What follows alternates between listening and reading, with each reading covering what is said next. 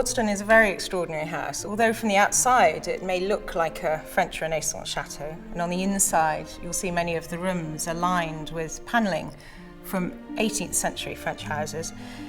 It isn't a house that was built up over hundreds of years, and it in fact was put together in a very short time by one man, Ferdinand de Rothschild, who created it primarily as a stage set really for very lavish entertaining and as a place to show off his collection of art.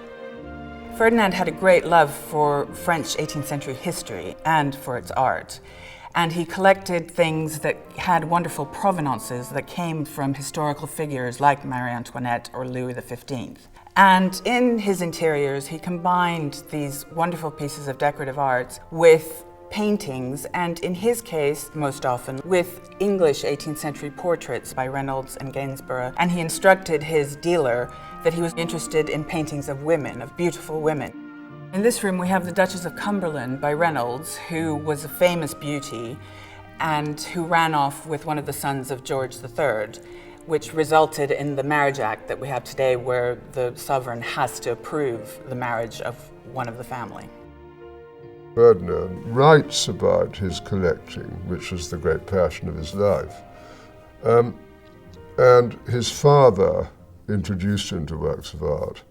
And he writes very touchingly about unpacking small things which he found incredibly beautiful. But they were pretty serious, the Rothschild family, in their collecting. I think they had considerable knowledge of French 18th century decorative arts and of Wunderkammer type objects, and indeed in the case of Ferdinand, of English 18th century portraiture and painters generally. Everywhere you look at Waddesdon, there's beauty and there's wonder. We're standing here in the smoking room, which contained Baron Ferdinand's Renaissance Museum when he was living in the house. And if you look around the room now, you will find all sorts of treasures from the 16th and 17th century, whether that's tin-glazed earthenware, mile lacquer, whether it's rock crystal or carved ivories or Limoges enamel or possibly silver and silver gilt. And the whole combines into the most wonderful treasury, really.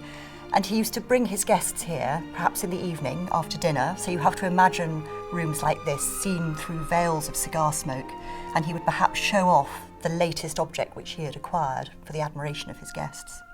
One of the things that marks out Ferdinand's collections is that he really purchased only the best, and this can really be seen in the collection of Sèvres porcelain that he assembled here at Waddesdon. To give you an idea of what Ferdinand was like as a collector, I want to show you this vase in the shape of a ship made by the Sèvres porcelain factory. Now, it's probably the most iconic shape associated with the factory. And whereas most people would begin collecting by buying a cup and saucer, and then as they got more experience, they would move up, if you want, this is the very first thing Ferdinand bought ever as a collector. When he bought this, Ferdinand was only 21 years old. A collection as fabulous and as fragile as this really wouldn't have survived without some very, very careful care and attention over the years. And for that, we're grateful to Alice, Ferdinand's sister, who inherited the house. And she was something of a dragon and introduced what are still known in the house as Miss Alice's rules, which were the rules and the principles by which the contents of the house were to be preserved and conserved. Alice understood that one of the greatest enemies for a collection like this is light, because light fades textiles, it leaches the colour out of objects, it fades veneers. If you look, for example, at some of the upholstered cushions in the collection, you can see that at the backs and underneath, where the light hasn't penetrated, the colours are incredibly rich and strong, whereas on the light exposed surfaces, they're much more faded. There is, of course, something of a conflict between a very large number of visitors and preserving a collection. I mean, cultural tourism is a phenomenon of the 21st century, and it has its dangers. So we go to enormous trouble in the months when we're closed to preserve the collection, to keep light off it, to see it's in good condition, so that future generations will be able to enjoy it. Everything is covered up, the carpets are rolled, all of the porcelain is put away in its original boxes, and this is so that we can do the deep conservation clean that we need to do every winter.